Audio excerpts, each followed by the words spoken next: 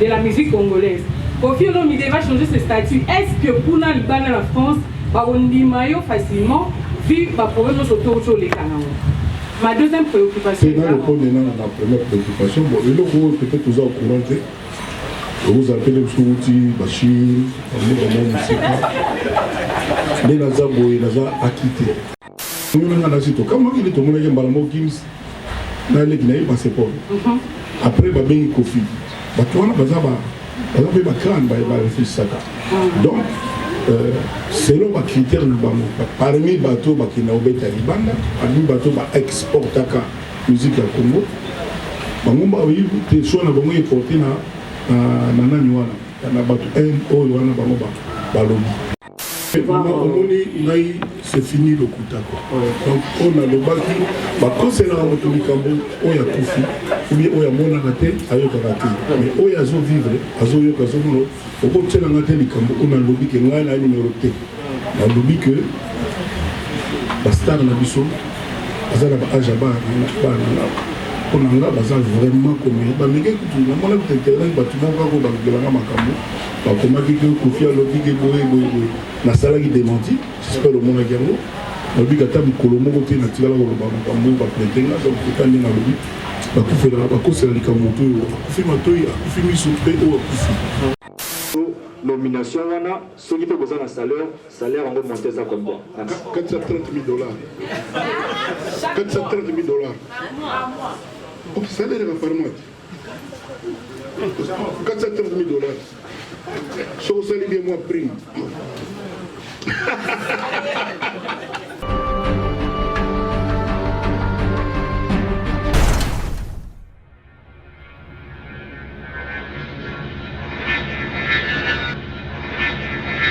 Bon après-midi à toutes et à tous. Merci de nous avoir prêté votre disponibilité en cet après-midi.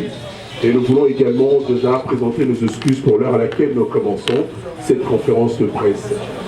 Et vous le savez, cette occasion fortuite qui se présente devant vous, nous avons justement cette actualité, vous le savez. Il a plu au chef de l'État qui a désigné, bien sûr, l'excellence Koffi Olomide comme ambassadeur culturel de la République démocratique du Congo. Alors, cet après-midi, nous avons besoin de vos questions également, mais nous restons sur l'actualité, s'il vous plaît. C'est un bon moment pour également passer ce moment avec l'artiste, mais nous allons poser quelques questions concernant l'actualité que Mokonzamboka a Pessi, l'artiste Mouné-Namboka Nabiso, Azali, le représentant ambassadeur culturel à Mboka Nabiso, et en même temps, à Outiko PSAEP, passeport diplomatique. Alors il faut dire, couronnement Oyo, la reconnaissance nationale Oyo mérité au Koutana, pour un échangement cogité ensemble avec l'artiste musicien. Excellence, Koffi Olomide est présent, et vous également, vous êtes là, la presse, vous êtes présente. Nous allons commencer, mais d'abord, un petit mot de circonstance. Artiste Nabilo Koffi Olomide, et ensuite on verra comment nous allons dispatcher pour certaines questions importantes concernant que n'est pas désigné ambassadeur culturel pour la Mboka Nabiso, l'un des octroyés passeport diplomatique. Merci encore une fois d'être là au nom de l'artiste musicien. Nous vous remercions encore d'être là pour vos questions également. Excellence, vous avez la parole. Merci. Je vous salue. Et je vous remercie d'être venu ici aujourd'hui. J'ai été sollicité après ce qui s'est passé pour des interviews par tous les membres pratiquement de votre profession.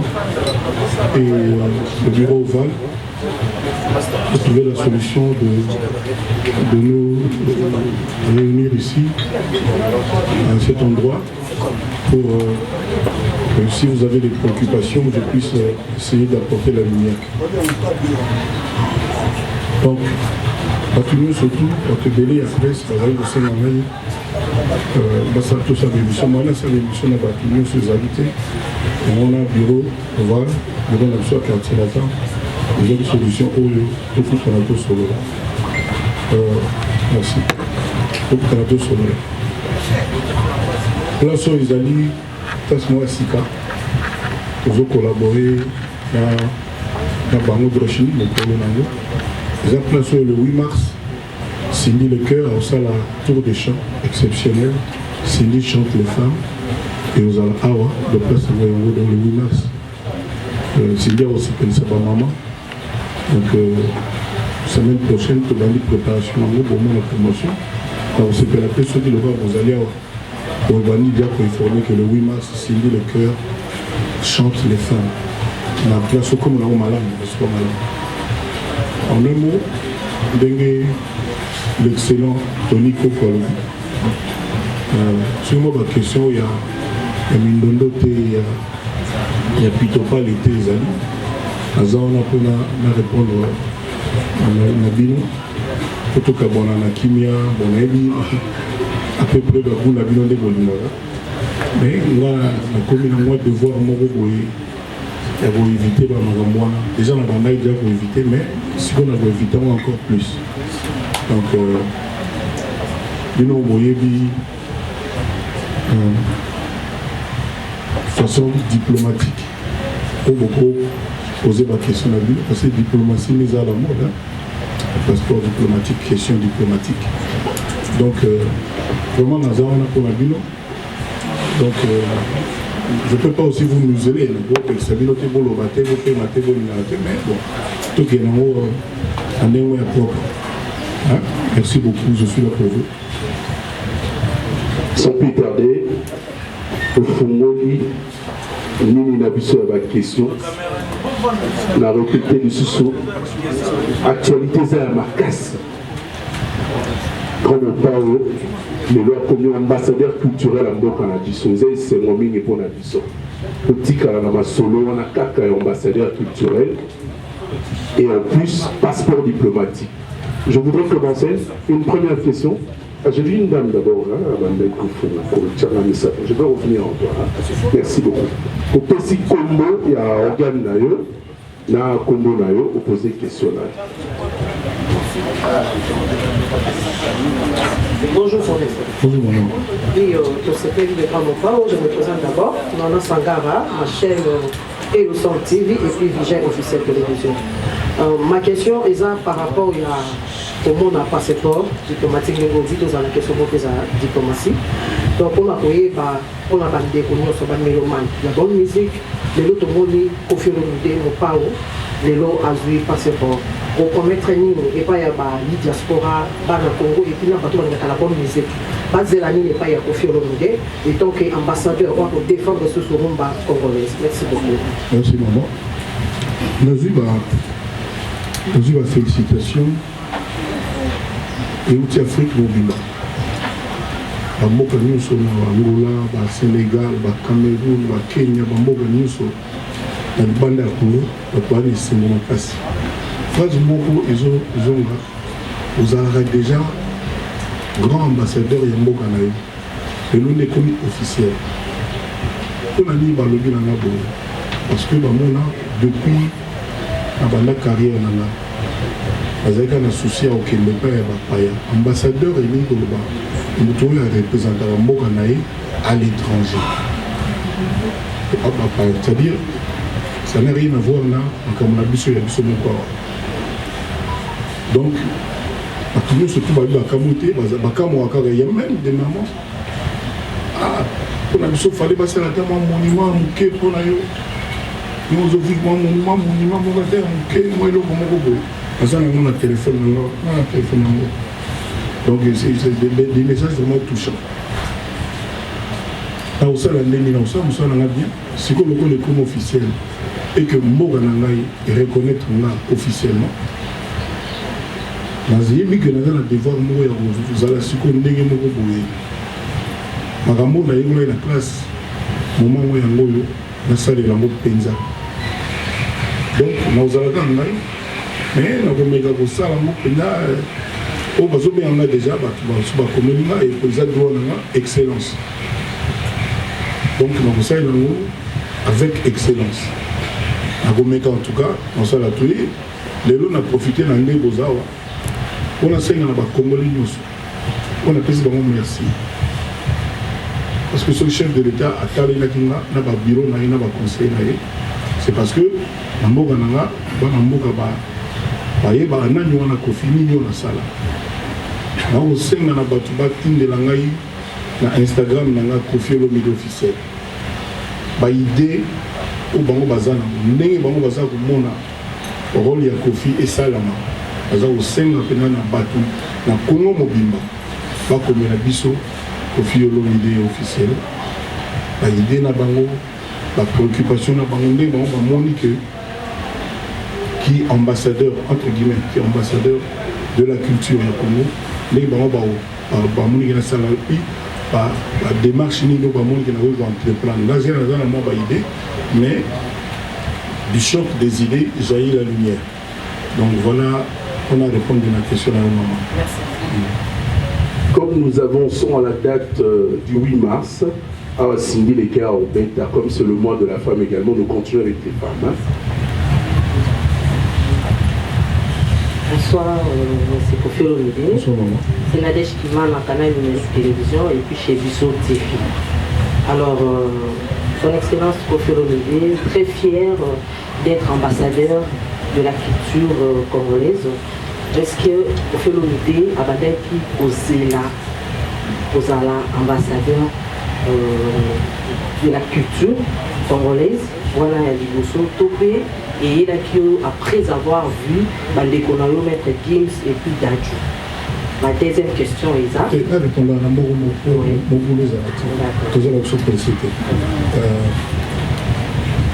pour le babé d'affaires étrangères, m'a récupéré passeport. En fait, quand il n'y a même pas photo, parce que le passeport est ordinaire.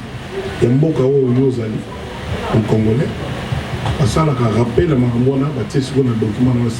Je pense qu'il y a plein de gens ceux qui passeport n'ont pas signé. C'est un soutien par donc c'est la salle il y a secrétaire général des affaires étrangères, tout le monde la vidéo. Il y a un embouteillage comme ça, presque à 19h. À côté de Bazaïda, vous êtes là. Avant de filmer, on va filmer en direct, il y a des monter, avec sur ordre de la haute hiérarchie en Boka. Donc, en Boka, il fallait appeler ça un passeport. Et quand moi dis que depuis que ça dans ordre, on va zéro Zilana, croyant que Baïb s'est gagné. Mais il a quitté, donc ça faisait déjà à peu près 2-3 semaines.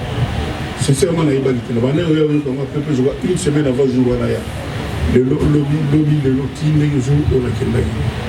Donc, même l'herba ma collègue Guillaume na ordonnance le chef de l'État, parce qu'ils assurent ordonnance le chef de l'État. Comment ils ont déjà. Donc, on a vraiment ému. Nous avons vraiment ému. On a CPI quand même. Donc voilà, CPI quand même, CPI vraiment. Voilà, ma deuxième question, Isa. Quand M. Kofi a rappelé dans le média que Aza troisième artiste à en avoir. Ah non, je n'ai jamais dit ça. Troisième. Tout le temps, quand vous avez à la télévision, vous avez lancé un message, vous avez troisième. Non. Pour recevoir. C'est fini le coup d'accord. Donc on a le bac. Quand c'est là où on y a Kofi, ou bien on y a mon arrêté, ailleurs arrêté. Mais on y a zo vivre, azo yo kazo mono. Au bout de ça, on a le lobby que on a numéroté. On a lobby que la star na biso, azala ba ajaba na on a vraiment comme mais que tout le monde est intéressé bâtiment kako ba gelanga makambo ba komaki que Kofi a lobby que boye na sala qui démenti j'espère le monde a gagné lobby ka tam kolomo côté na tigala ko ba makambo ba pretenga donc kitani na lobby ba kufela ba kosela likamoto Kofi matoi Kofi misoupe o Kofi donc dans tigala ko ba matam ko na tia numéro te tia numéro tam kolomo te na ba ka que non le président merci peuple congolais merci. Voilà, on a continué, mais le cours sur Katina. Voilà, merci beaucoup.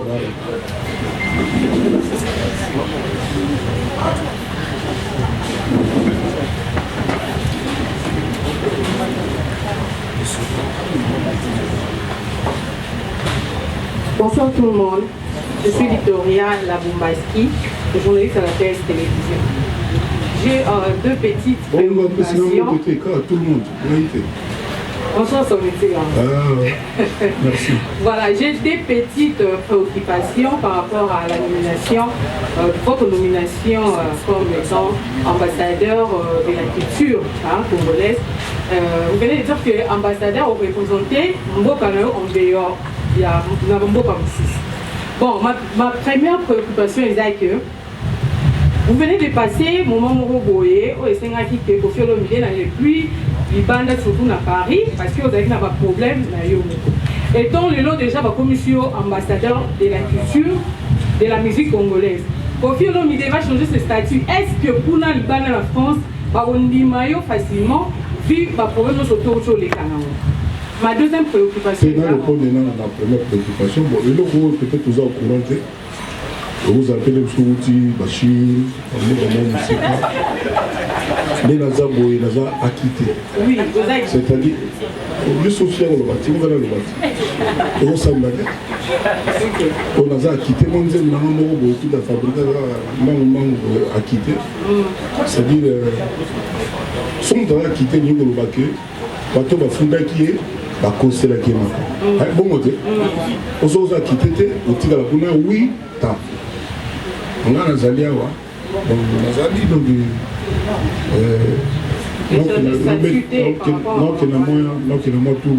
États-Unis, on a préparé tourner à quartier latin aux États-Unis. Donc Nazali vraiment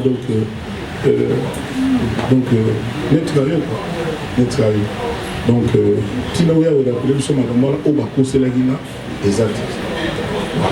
Tant on a ici Eleki et ici Eleka. Merci beaucoup. Deuxième est que vie au commis ambassadeur de la musique, vous avez représenté la musique congolaise en dehors de nos frontières. Si, tu vas mettre en dehors de nos frontières presque du seul. Oui, s'il vous plaît. La culture, voilà. C'est-à-dire, Batumio se va contre un avion, va au bec. Mais Batumio se va contre un ambassadeur ou un mot dans bango, et puis bango l'unité. Ce n'est pas possible. Et puis vous comprenez. La bande, que bureau et chef de l'État, naïe mon copain, Azayu Maté, Azapezo Maté, loin de là. Azala ba critère na bango, oyo isa ya bango, ba ebi ni tindi ki ba pona.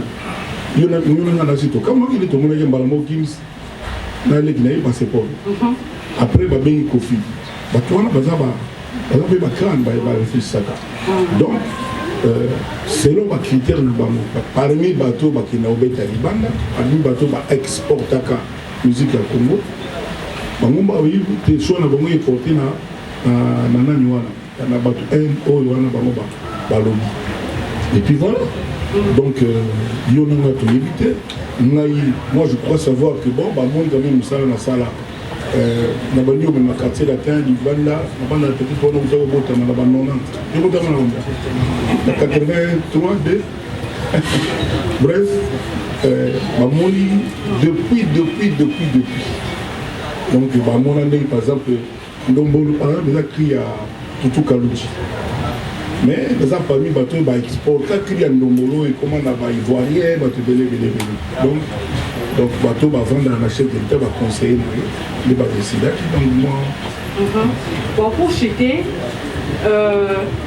Siko étant ambassadeur culturel, vous avez un problème de musique congolaise, ça fait une dizaine d'années que vous êtes marqué, surtout en France, vu que va combattre par Intercarabino. Étant ambassadeur, solution ligne aux autres prévoit, aux Japona, notamment au SCC, tout le monde a mieux que vous êtes régulièrement dans les Alaka. Merci beaucoup. Il faut tout dire, il faut en France. Namoni héritier à Outubek à la Turquie, l'Espagne, le Portugal, l'Autriche, la Suède. C'est-à-dire, ceux qui soit un collègue, il y a un balou, il y a un bien pour les ici, il y a un boré dans la France, la Belgique.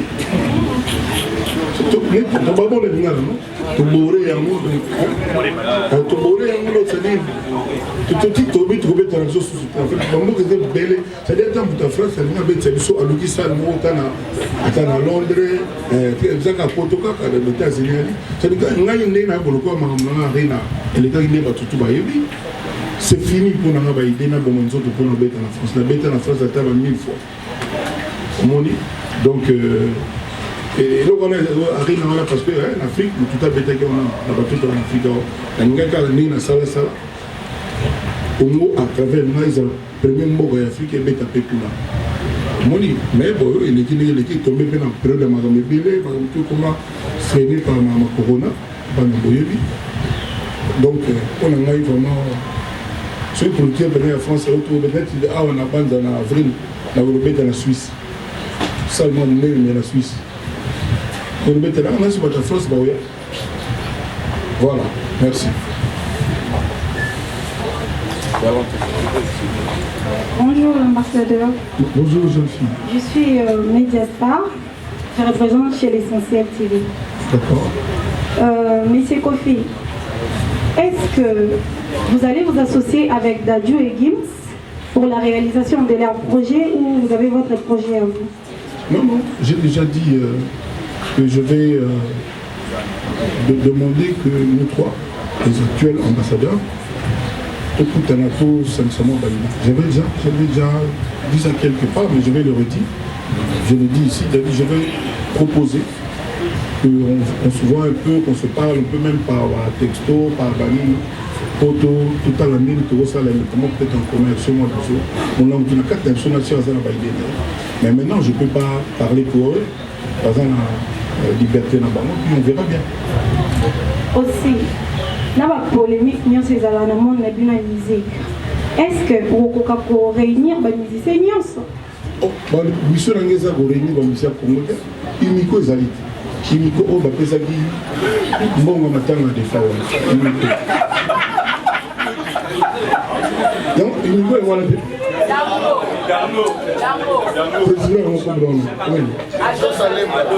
Imiko Zali, déjà, il y a eu Imiko, le coup de culture ya Congo à l'étranger. Même moi, dans le Congo, je suis venu à Babingangata. Mais dans le Babingangata, je suis venu pour la nuit. Ok. Merci. Ok. Bonsoir, son excellence. Bonjour. C'est Jenny Noy, je suis TV. Ma question est celle-ci. Étant qu'un ambassadeur congolais, et l'autre est au la musique, et l'autre est au Baksa, la musique congolaise. La musique est le loi. Autour de la polémique, la manipulation, utiliser les journalistes, quand c'est les journalistes, pile musicien, bureau,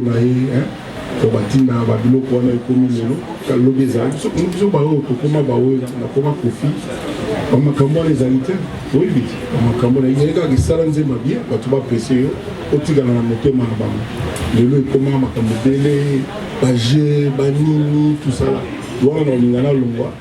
Et puis, on a une excellence, c'est-à-dire pour la qualité, vous allez l'esprit bien, musique propre, comportement propre, il y a digne, il y a bien.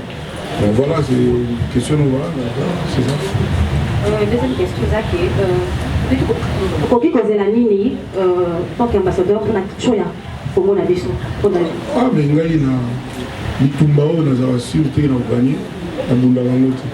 Le temps on a bandié Tumba, c'est qu'on a sûr qu'on a aucun allant, qu'on a donc le Tinali Fobo, les Touroba, c'est-à-dire, on a déjà, on a vraiment Mukewana, on a corsé un mot de sous, donc on a lissé un mot de sous, donc nous, on a voulu le bagage. Bonsoir à tous. Merci. Bonsoir Excellence Boss Amboka. Merci beaucoup. Prince K, le parfum de la presse, journaliste international. Journaliste dans le Congo, elle est de grâce Mbizi, dans Brakin CVP. Et tu es embêté comme international. Bobek, tu as si mon nom, tu es international. Peu de temps, moi, déjà, moi, Amboka. Pour ta ma question, de l'eau aux ambassadeurs et la culture congolaise, ensemble, ben bande monabiso badadjou. Est-ce que vous avez un salaire, vous avez une nomination, ceux qui peuvent vous avoir un salaire, on va monter ça comme ça. 430 000 $. 430 000 $. Ça a l'air par mois. 430 000 $. Si vous allez bien, moi, prime. C'est pas possible que... Bonsoir à tous. Oui, oui. Bonsoir, monsieur Kofi. Oui, maman.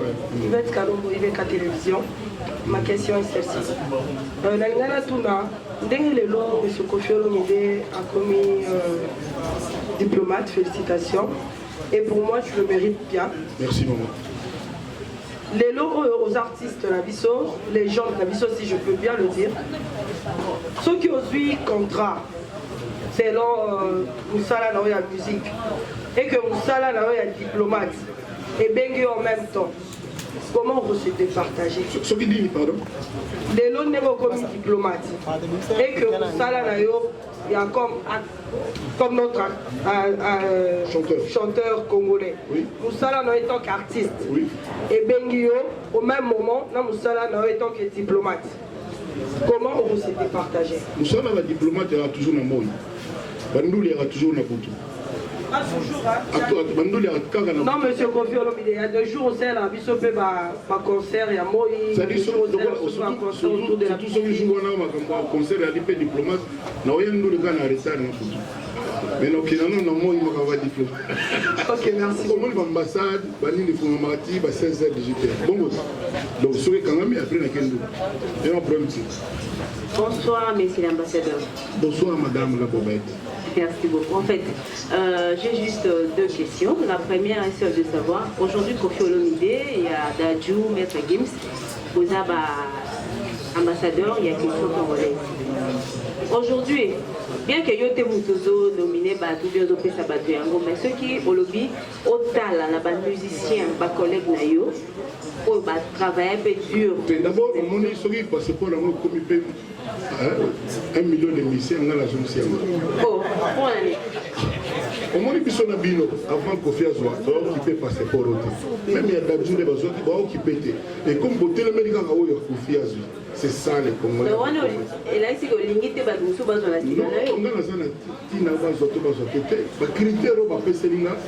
Il faut qu'on fasse un effort. Au côté de la bureau, on va y nous avons ça un reportage. Donc, pour ça, il faut qu'on on a été maman, on a été. Que ce soit tout le monde répondre qu'avec Bayré. Pour ça, on a posé un sentiment. Vous savez, et ça l'a bien été.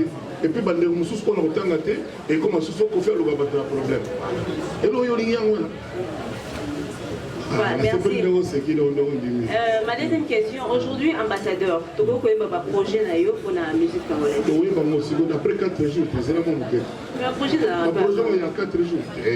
Même la présidence va voter, un mois, 2 mois après, on va faire le discours de politique générale. Et ça va le même de mettre.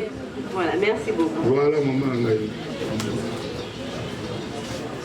Chers confrères, je pense que nous allons épiloguer cette conférence de presse et l'artiste a répondu à toutes vos questions. Avant tout, on a appelé Bobo Sanaté, s'il vous plaît, le chevalier de la plume.